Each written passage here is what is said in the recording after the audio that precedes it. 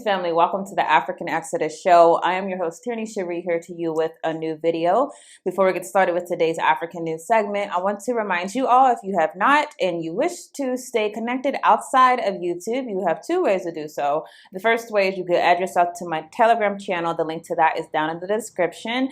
And there I post not just videos that I do, but also I post articles I want to share. There's a chat where we can engage. It's also just the overall best way to communicate with me if you want to reach out to me directly. So the link to that is down in the description. Also, if you would like to support this channel, you can add yourself to my Patreon channel. The link to that is also in the description. And there you will also get a weekly exclusive video just for you.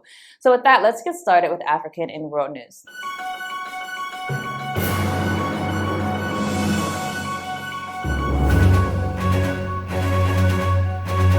Anti-Semite? That is the question that is being asked by the Nation of Islam.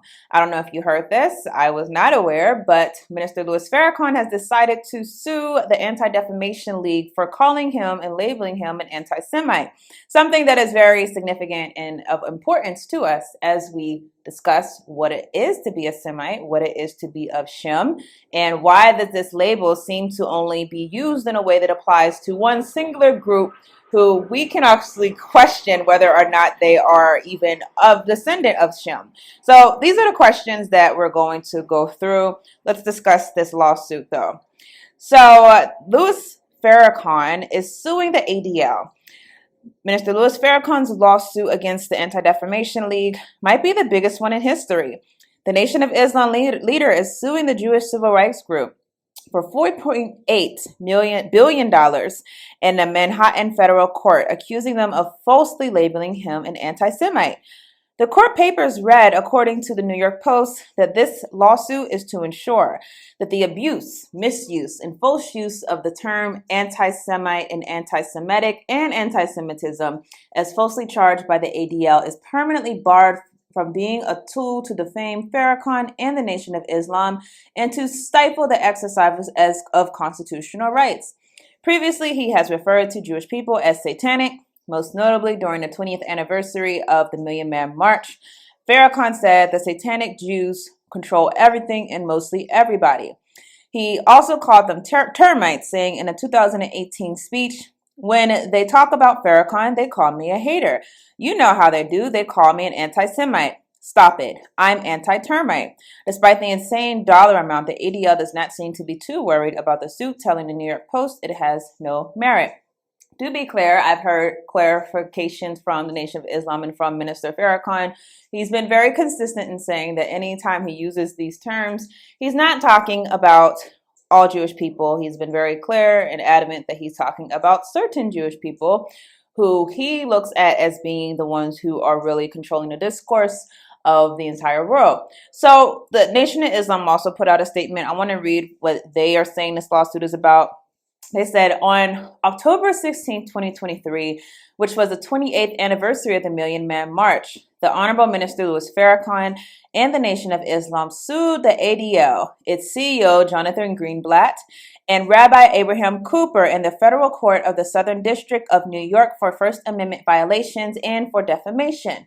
For over 40 years, the defendants have falsely labeled Minister Farrakhan and the NOI as anti-Semites and as anti-Semitic because of a difference in theological viewpoints and for his pointing out of misbehavior of some members of the Jewish community, among other things. This false labeling has hindered Minister Farrakhan in his mission, which is to deliver the truth taught by the Most Honorable Elijah Muhammad that will correct the condition of spiritual, mental, and moral death of the black man and woman of America that came as a result of 310 years of chattel slavery and over 150 years of oppression and suppression thereafter. Minister Farrakhan and the NOI, in bringing this action, are keenly aware that good, law-abiding citizens are likewise victims of this mischaracterization, including the late Nelson Mandela, President Jimmy Carter, Reverend Jesse Jackson, Bishop Desmond Tutu, and many more. The defendants have at times indiscriminately and arbitrarily mislabeled countless politicians, entertainers, athletes, authors, educators, public speakers, academics, comedians, and others as being anti-Semites and as being anti-Semitic simply because In many instances, the speaker did not agree with the defendant's point of view, and in some instances, simply because the person made a favorable comment about Minister Farrakhan and or the Nation of Islam. These unjust actions by defendants over the years have caused many to fear their censor and rebuke, which thereby significantly erodes and has a chilling effect on the protections woven into the fabric of the First Amendment of the U.S. Constitution and must not be accepted. So this is an interesting lawsuit. And I think that the interesting part of this, if anything, will be when they have discovery and they have to produce instances to prove their case. And they're going to have to go through, I'm sure not just for Minister Farrakhan, but for others, the long history of the term anti-Semitic being used against people indiscriminately, as it says inside of the website, being used to mischaracterize statements. We recently saw that, for example, with Jamie Foxx. He put out a statement that is a well-known statement in the Black community. If they kill Jesus, they'll kill you. He was labeled an anti-Semitic and dragged through the mud for that. So I think they're going to go through the long history of patterns of people who have said things that have been perceived as being anti-Semitic, carrying that label and having to apologize, having to capitulate, and not really being able to stand on things, even if they meant it, just because they essentially want to protect their livelihood. Probably something that Minister Farrakhan wants to do now. Obviously, he is of age. We know that he is an elder statesman of our community. We know that he does not have much time left. And I think before he goes, he wants to rectify this issue that has been on the table and a tarnishment of his legacy, if you think about it. Just from when you hear Minister Farrakhan, that label for many people is the first thing that they think of. It's the first thing that they go to. It's the first way to discredit him and discredit his message. So I understand why he's doing it now. I don't think that he necessarily, or that the NOI are necessarily of the opinion that they are going to prevail in this type of lawsuit, particularly one where you're suing someone for calling you something, but whether or not someone believes that you are depends on that particular person. You know, there's a lot of ways that they could try to weasel their way out of this. Obviously, also, some of the statements that Minister Farrakhan have made, even though I understand his vantage point that I was not saying this about all the people, they're going to go and, well, what was it in the minds of the ADL? Did they feel like you were talking about all the people? Because if they felt like you were, or if the judge feels like you were, then they will probably look at that at face value as being something that was correctly applied. So I'll be very interested to see how this case transpires. The significant thing when it pertains to us is, how are they going to talk about who is an anti-Semite? Because anti-Semite, the term is supposed to be used theoretically against whenever something is being done against someone who is the descendant of Shem. Shem being one of the three sons of Noah. Shem, who, if you read the book of Jubilees, is not just someone who is he's not someone whose territory just covers a Middle Eastern area. He also covers Africa, covers parts of India. The Shem territory is not a color that is one that we associate with people who are Jewish.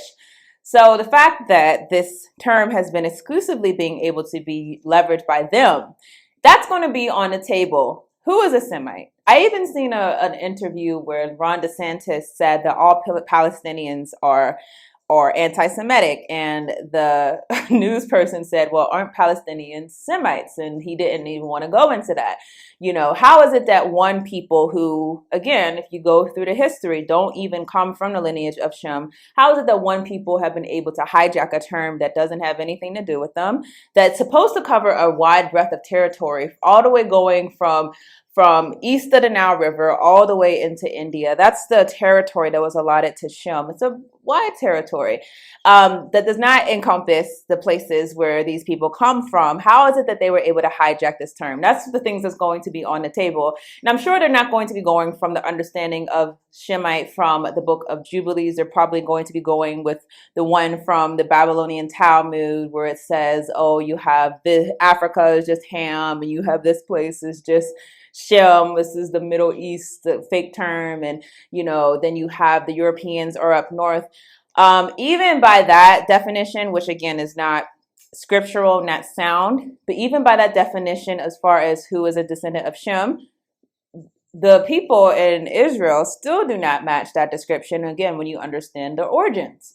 So this will be very interesting to see how this goes down. I'll be definitely paying attention. I hope you will, because this has been a reoccurring issue in our community. Anytime our people rightly identify themselves as being descendants of Shem, being Shemitic, anytime that comes out, we always see a concerted effort to shut their mouths, to shut them down, from forces like the Anti-Defamation League, who have really gotten their star players inside of our community, who are going to work with them to shut us up and to keep their masters happy. So this is a reoccurring thing. Honestly, though, if you want to be foolproof against these types of mislabeling from a group like the Anti-Defamation League, as far as like what Farrakhan's trying to accomplish, if you want to be foolproof against that, you have to just basically accept the fact that this world system that we exist under is not one where we have control. And if you understand that, then you have to distance yourself from all things that come from that system. And if you want to speak freely, you have to speak freely in a way where your economic livelihood is not going to be dependent on the same system that you're criticizing, if you understand what I'm saying. And that type of separation and separateness from the system is the only way that you're going to be able to stand on what you believe in. Otherwise, you're always going to capitulate like a Kyrie Irving, like a Kanye West, whenever you have scrutiny put under you because you feel like you have to do so to protect yourself, your self-image, your career, your family. So this is the tricks they play with us. If you really want to be able to fight it, you have to fight it on the grounds that you're not dependent on them in order to put bread on your table. So with that, let's go to the next story. So obviously the Israel and Gaza war is still happening, and one political party who I expected to very quickly come out and do a protest, they recently had their protest, the Economic Freedom Fighters. So I want to talk about some of the things that were said at a rally that was held by the EFF in South Africa. South Africa's third biggest political party holds a protest outside of the Israeli embassy. South African opposition party, the Economic Freedom Fighters, held Monday on October 23rd a pro-Palestinian demonstration in Pretoria. A crowd gathered in front of the Israeli embassy as Julius Malema renewed calls for the closure of the embassy and urged retailers to stop selling Israeli goods. Monday marked the 17th day of the latest Israel-Hamas war that has left thousands dead. He said, "When you are oppressed, the only option you have is to fight, and that's what Hamas is doing," Malema said. He says they are fighting for their freedom. Mandela did the same thing, something a lot of people tried to whitewash about Nelson Mandela. Nelson Mandela was not a nonviolent protester, if you don't know. He says Mandela did the same thing, took up guns and fought for the freedom of the people of South Africa. When you are oppressed, you have one option. He also says Israel has to be stopped so that when an agreement is reached of a two-state solution, we'll talk about that, they are committed to it, and they will not continue to expand their territories into Palestinian territory illegally, Malema said. The ruling ANC held similar picket outside of Israel's embassy on Friday, October 20th. President Cyril Ramaphosa called Saturday, October 21st, for a United Nations-led negotiation process towards resolving the Israeli-Palestinian conflict when speaking at the Gaza Peace Summit in Egypt. We call for an immediate cessation of hostilities, the release of hostages, the lifting of the siege of Gaza, opening of humanitarian corridors, and an urgent provision of humanitarian aid on the required scale to the people of Gaza. So this is consistent with what we've been reporting on the channel, that is that the people of South Africa are still maintaining their legacy as being anti-Zionist, as they have been, as they were pro-Palestinian from really the inception of the struggle against Israel-Palestine. So they've always had this position, and they're being consistent with it. Something that's interesting, though, is the advocacy for the two-state solution, which I talked about last week when I said, is this idea necessarily anti-Zionist? Doesn't it just agree that a certain people still have a right to a certain state? There being two states, okay, Palestinians have one state and Jewish people have another state, But isn't it still Zionism? It's that you are identifying that they can still have legal right to an area that was granted to them illegally by a Balfour Declaration. I brought up that issue last week.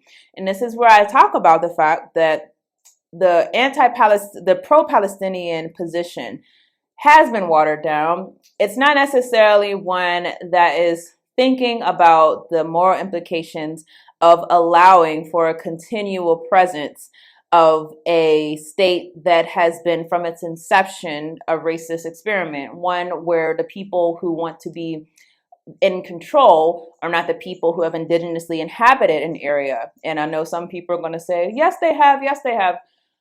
We can get into that later on. All the receipts say no, they haven't.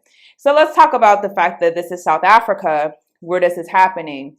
I think it's interesting that you also don't hear calls, for example, for the white South Africans, the Afrikaners, to have to leave South Africa. Essentially, the South African country has adopted a two-state solution. But it's not really a solution, right? Because you have the people who have historically colonized South Africa still holding the land that they took illegally, still being able to exercise the power that comes with colonialism and imperialism on that country, on that region. And you have the black people who are supposedly inside of an equal society, but they're powerless. That begs the question, is this two-state solution, as Malema had identified, as many people have been parroting all over the world, is this a true solution? Is it a truly moral solution? Is that truly the way that you get justice for Palestinians?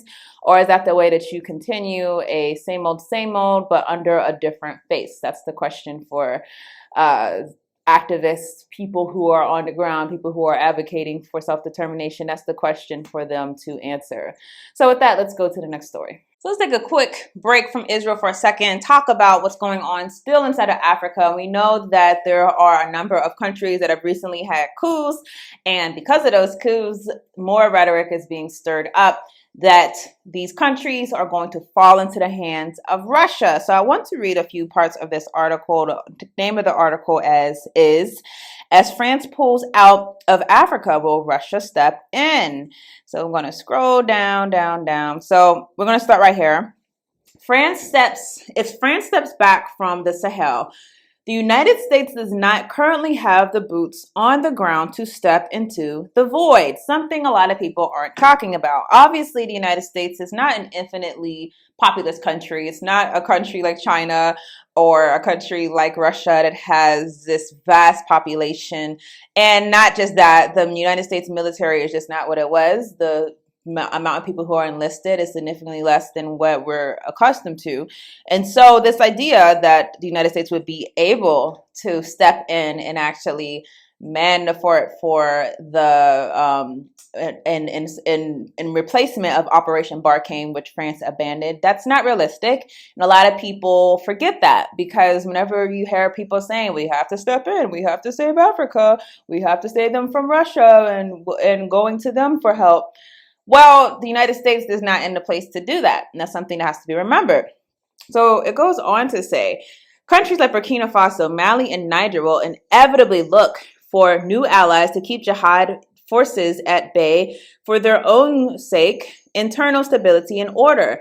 If the Wagner Group, flexible and devoid of ethics, ruthless and a deniable proxy for Putin, will expand Russia's global reach and empower an irregular force that is unpredictable and unscrupulous. It says, when President Bush created AFRICOM in 2007, one observer dubbed it a combatant command plus. That is, serving the same function as the other United Combatant Commands, but with an additional implied task of diplomacy and projection of soft power. In fact, it is almost minus. Those additional tasks are at the core of General Langley's work. It has a small direct footprint of 2,000, mostly in Stuttgart, but huge potential for training, development, and assistance. Its components are widely scalable. Its U.S. Army component, South European Task Force Africa, can operate at the scale of a platoon up to a 2-star Joint Task Force headquarters. U.S. policymakers and legislators know the Sahel is important for security of Africa and beyond, but the pace of events is accelerating, and we now are in a position where failing where we're failing to make a decision is by a default a choice in the geopolitical situation will not wait.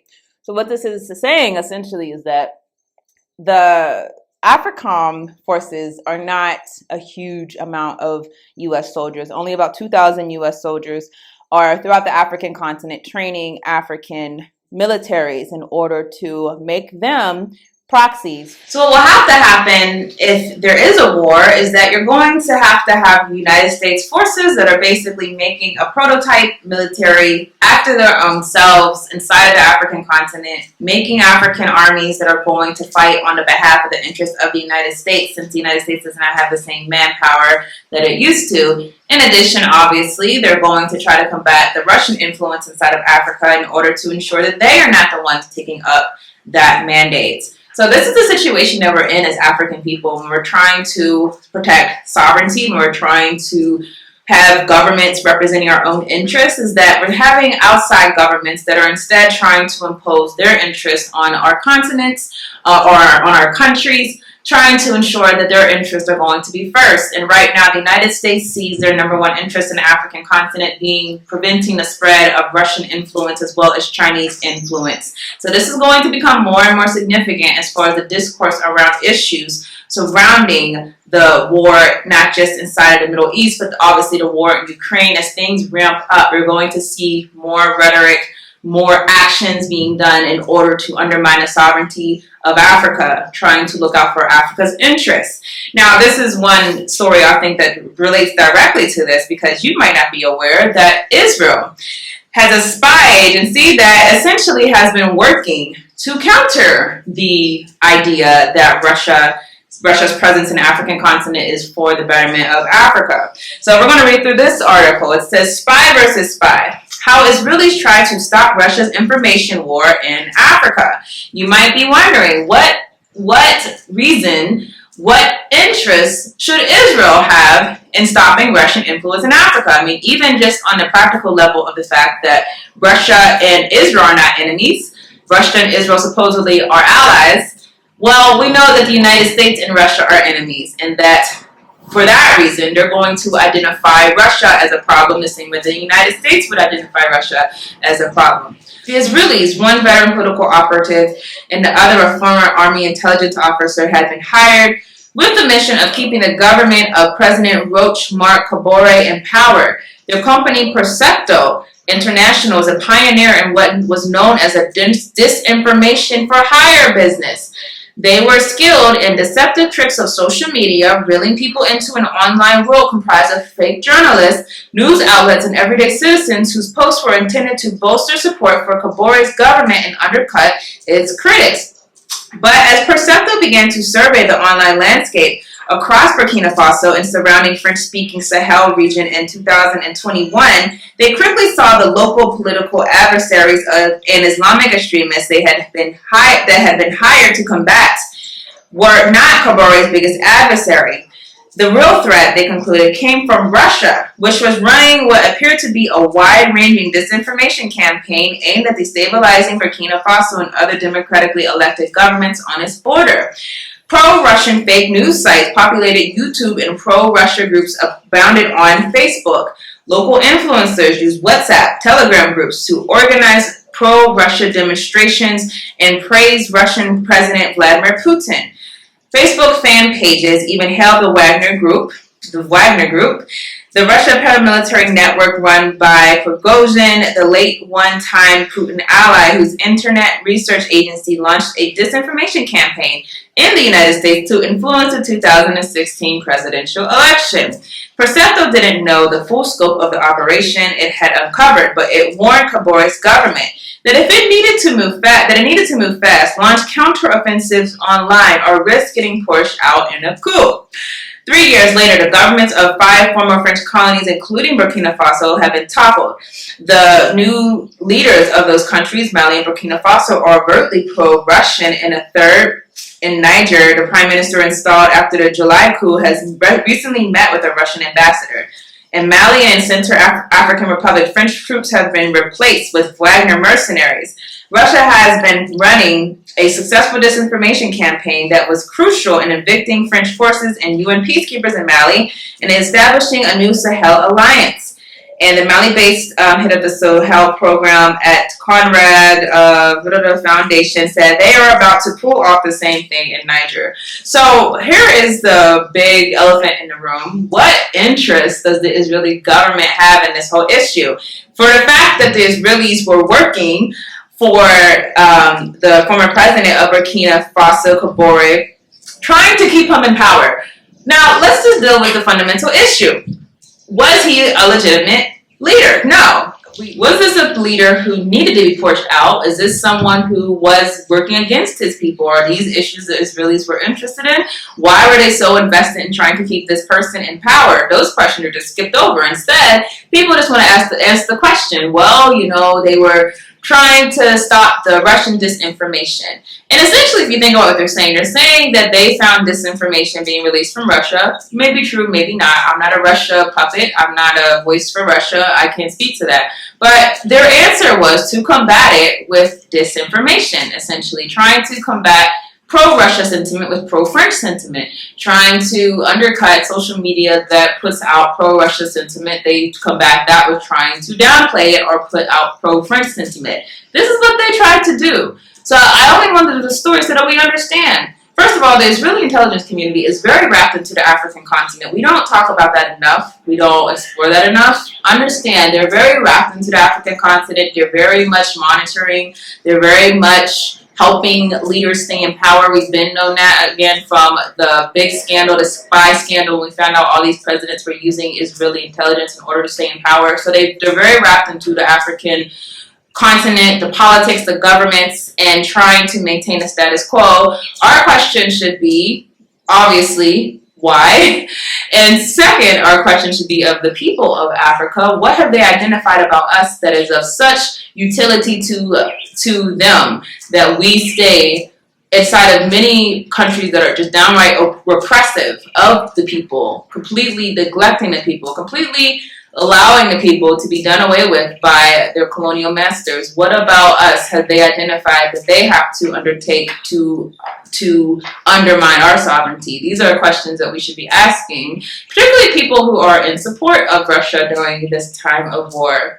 So with that, let's go to the last story. For our last story, we're going to dig into what's been going on inside of East Africa between not just Ethiopia, but Eritrea, Djibouti, and Somalia. So let's talk about first this Ethiopian dam. I think it's important to continue to keep track of this dam because it's the reason for this dam could very well, or the dam could very well be the reason why Ethiopia was a target of a recent campaign to try to get Abiy Ahmed out of power. So let's just go over that very quickly. Second round of negotiations on Ethiopia's mega dam have wrapped up. The second round of trilateral negotiations surrounding the Grand Ethiopian Renaissance Dam, or the GERD, which also holds immense significance for Egypt and Sudan, have ended on an inconclusive note, with Ethiopia pledging to continue talks in good faith.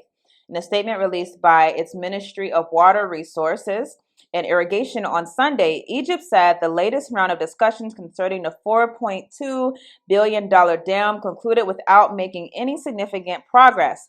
Ethiopia, the statement noted, still opposed compromise solutions or internationally agreed upon technical arrangements that could address its specific interests related to the GERD without encroaching upon the rights and interests of the downstream nations.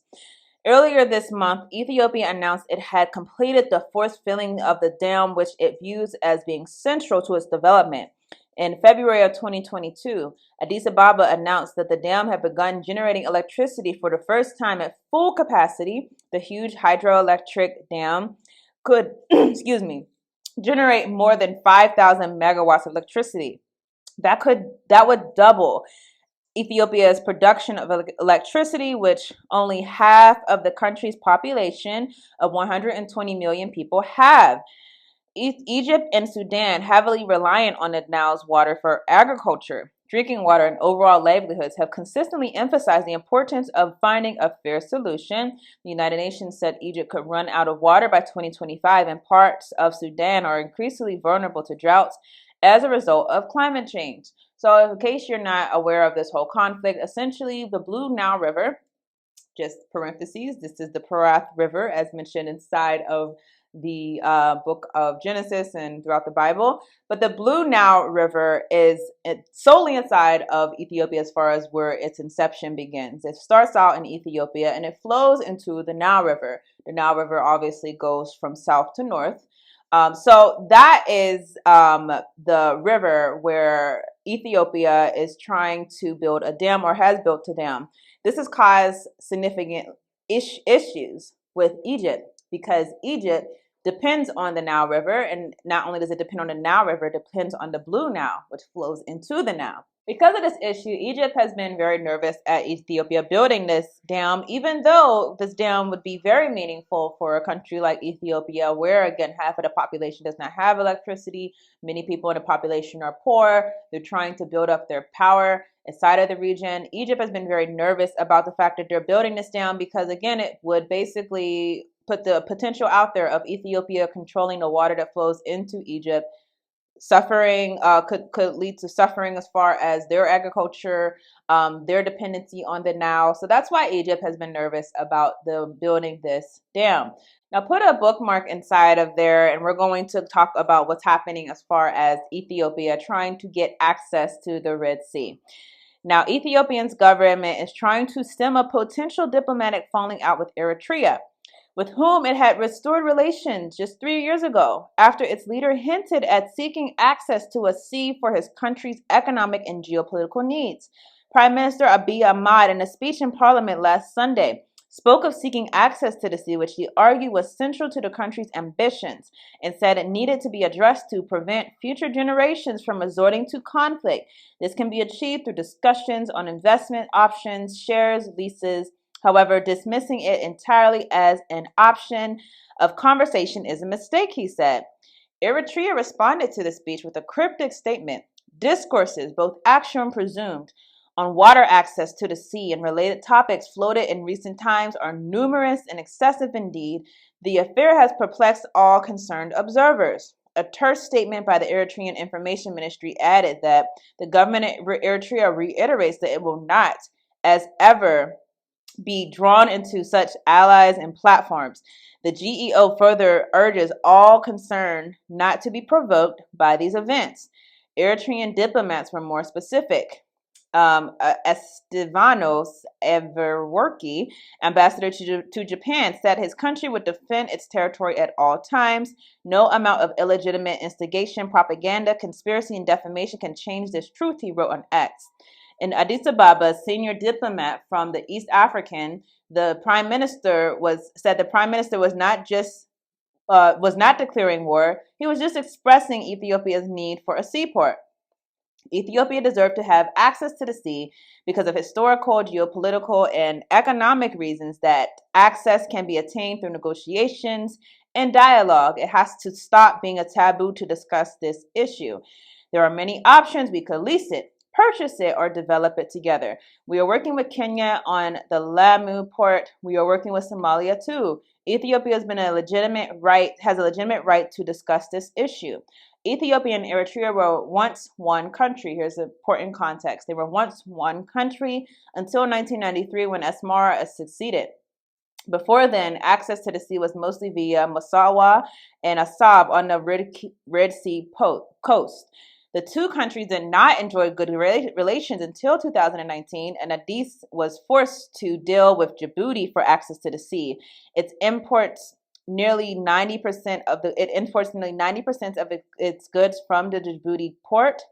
But Abiy did admit the cost is higher in Djibouti. According to him, Ethiopia's future strategic interests lie in access to the sea, which could also enable it to build its navy and secure trade routes. He said, we had access to the sea when we were a great empire, essentially saying that Ethiopia's past, obviously, if you know the history of Ascom, Demont, or DMT, these empires, which we will definitely discuss in detail very soon, these empires were powerful empires that had access to the sea. They were on the sea and encompassed much of Ethiopia. So Ethiopia feels a certain type of way. So the issue here first of all, let's talk about the big, issue that Ethiopia and Eritrea recently made peace. They've recently been working together. They've been fighting together inside of the war against the TPLF. And obviously, this is a very big difference when you're talking about going from being allies in a war to possibly talking about defending your territory against one another, or saying I have a right to this type of to have access to the sea. The big thing, though, is that we have to look at Ethiopia's situation. Ethiopia is landlocked, and Ethiopia is trying to be a mega power inside of the world. Ethiopia is trying to be like South Africa. Ethiopia is trying to be like Nigeria. What do these countries have in common? They both have access to the sea.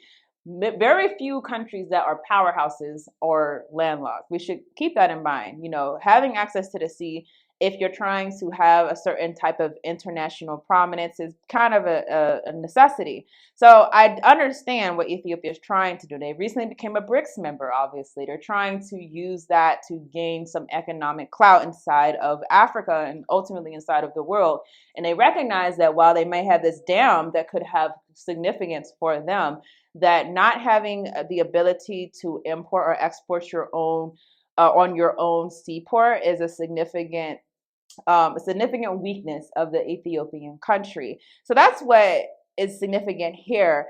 Is this going to go into a war? They're saying that Abiy Ahmed was hinting that this could essentially lead to war if you ignore this issue. I think what he's essentially saying is that this issue of the land of Eritrea, which again, up to 1993 was a part of Ethiopia, that this is a separate place and that we can no longer have access to the sea from this route, would be something that certain factions may be willing to go to war with. And whether or not he would step in the way or try to stop it, that's going to be contingent on how much Eritrea is willing to work with Ethiopia. These are definitely very much more aggressive words coming from Abiy Ahmed than what we had previously, where we heard more ambivalence, following the war with TPLF. Some might say that war is still happening. But again, this is him trying to solidify power in the region. So here's some more context as far as his plea to get access to the Red Sea, because you might say, well, there's other countries, right? What about Djibouti? What about Somalia? All of them said no. So Djibouti's latest nation to cold shoulder Ethiopia's Red Sea access plea. Djibouti joined Eritrea and Somalia in rejecting an appeal from Ethiopia's Prime Minister Abiy Ahmed to grant his country direct access to the port on the Red Sea, one of the world's busiest shipping routes. Our two countries have always maintained strong friendly relations, said Alexis Mohammed, a senior advisor to Djibouti President Ismail Omar Gula. But you should also know that Djibouti is a sovereign country, and therefore our territorial integrity is not questionable neither today nor tomorrow. Abiy has identified sea access as a strategic objective for landlocked Ethiopia and warned that failure to secure it could lead to conflict down the road. In a televised lecture, he calls for talks with the neighboring countries, suggested they could give shares in the Ethiopia Economic Renaissance Dam in return for similar stakes in their ports.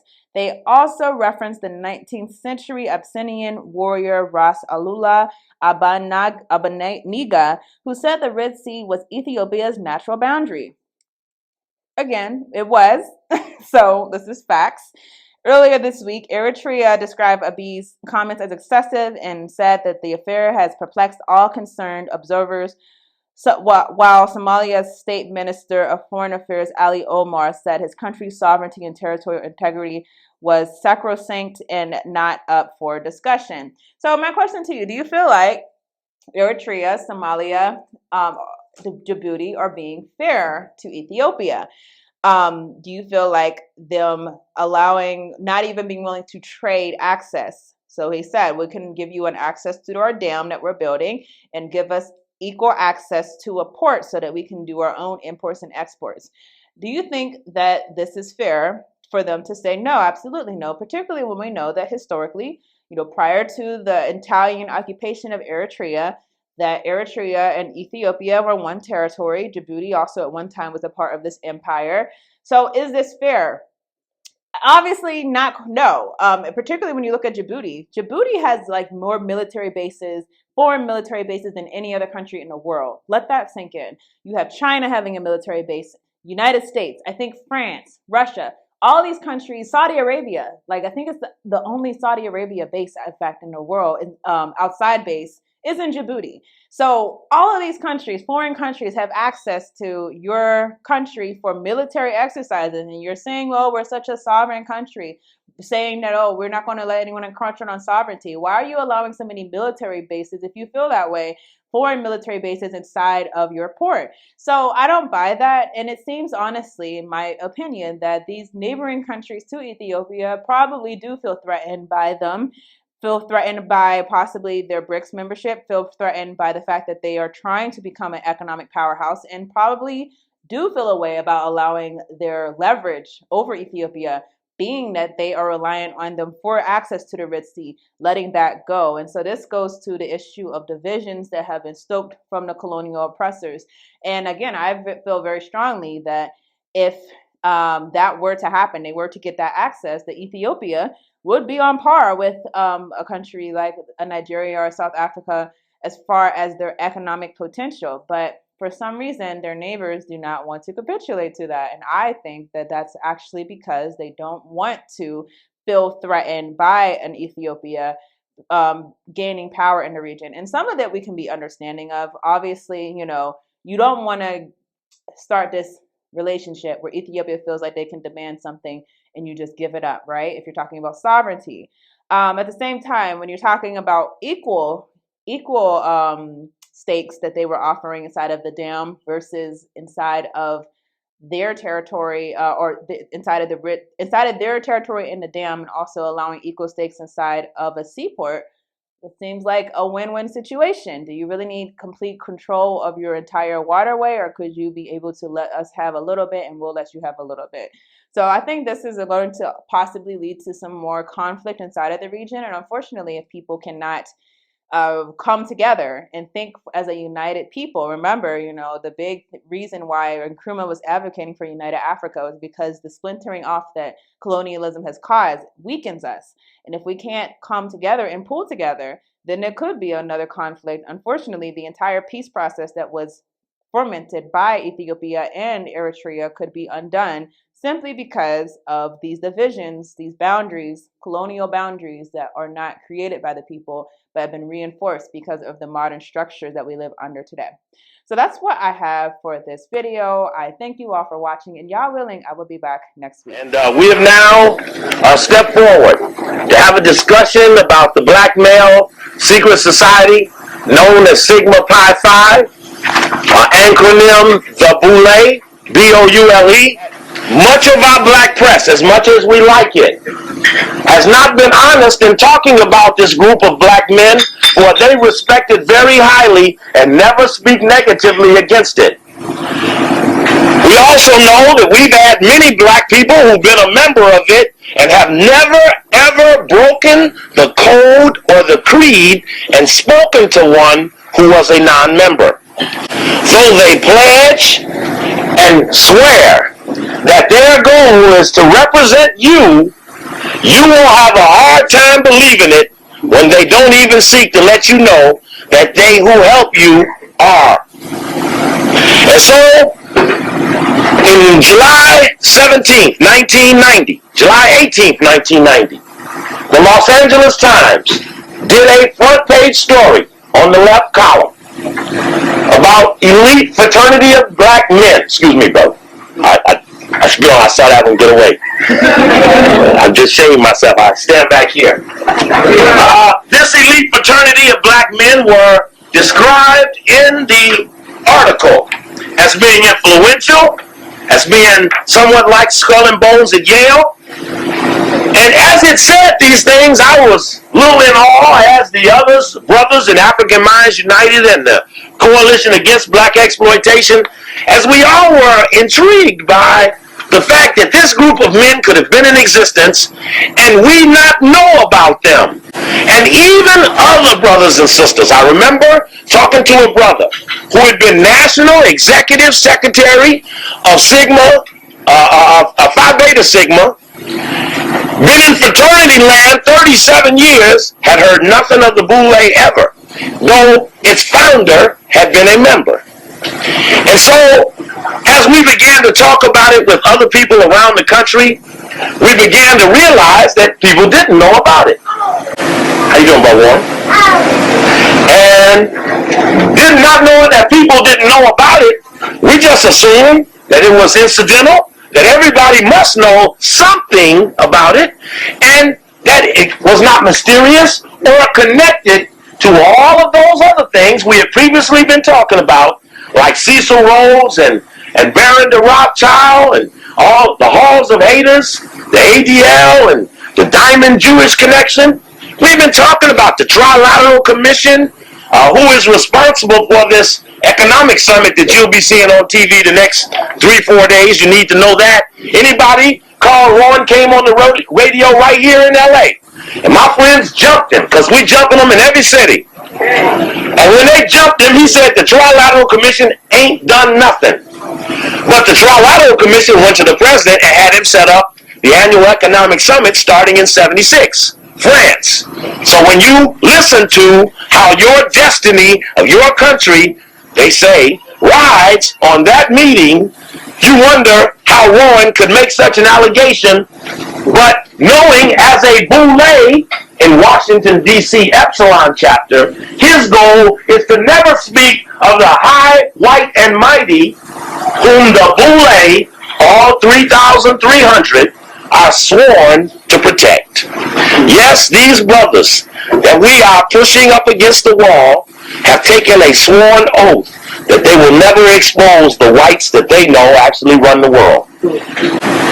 They, in ambition and in deference to liberation and respect of the race, have agreed to maintain the status quo of white supremacy, which has two levels of white supremacy: a local, limited, parochial side, the Ku Klux Klan, the Reardons, the Kenny Hahns, the local clans, but as a powerful, more mighty upper crust, which probably would include Occidental Petroleum and Arco and Exxon and Mobil Oil and the Rockefeller Foundation and other influential, wealthy families and institutions.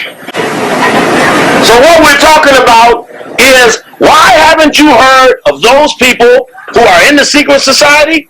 It's because the people who you look to, who you would most suspect would tell you, have sworn that they never will. And because of that, that leaves the sub-leadership, the other group of people that you like a lot, that leaves them to tell you, the heads of the various organizations as you know them. But if you listen to them, they have never said of these black men, for that they did not know. Which means that Malcolm, we know, knew of these men. We know Marcus Garvey knew of these men, because their crowning, most outstanding achievement was the physical elimination and castigation of Marcus Garvey, and the insistence and the climate setting that brought about the death of Malcolm X. This is the original LA Times article. Everybody see that? Yeah. Did you see that when it ran in 1990? Yeah. You did see it. No, you didn't see it. What's the date on it? That's July 18th, 1990. Elite fraternity widens agenda of black men. This is the original article that came out on the boule that we just casually discussed here at the Good Life, which led to this penetration. Because by the time Brother Oswald gets up and starts decodifying a little of that symbolism, you will see that we have in fact cracked a riddle that has contained our people. Our people have been contained by an organized element of secret people who have used riddles, mysteries, and secret societies to jam us. And what we are doing is we are unlocking or decodifying the mystery, because once decodified and exposed, those who are secret in the light will not be as effective. Because what we found out is that when you're a skull and bones, when you go over, you're called a knight. And the knight is symbolic of the Knights of the Round Table. and that round table is the code word or the buzzword for an upper secret society that's in a book called Anglo-American Establishment, written by Carroll Quigley. And in that book, he said in the opening that secret society of which the Rhodes Scholars come from is known as several names. This society has been known at various times as Milner's Kindergarten, as the Round Table Group. Okay, just hold it right there. Look at that page a second if you can read it, because that page is very significant to the discussion of who it is might be the ones that the Boule has to cover for. In other words, they're covering for something. Now we know whatever they're covering for is beastly. Check. In the book by Mary Palmer Hall on the flower, plant, fruits, and trees, there was a tree showing the Knights of the Round Table. What I thought was interesting when I looked at the tree carefully is that in your mind we always thought about the tree in 12. But if you look carefully, it says the tree of the Knights of the Round Table, you find out that there are 1 knight, 2 knights, 3 knights, 4 knights, 5 knights, 6 knights, 7 knights, 8 knights, 9 knights. Those 9 represent the symbolic 9 that's used in the Grecian Sphinx, which we'll be talking about shortly.